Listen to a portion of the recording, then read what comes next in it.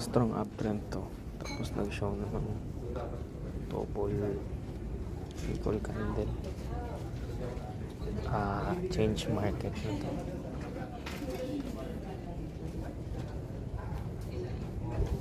Pero not sure kung re-respect yung market yung pullback. Ayan o, kasi yung small pullbacks dun sa equal candles pwedeng indication ng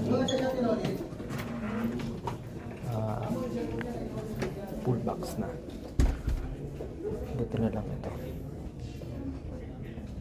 Goods. Ewan ko, ATM siya pero parang useful.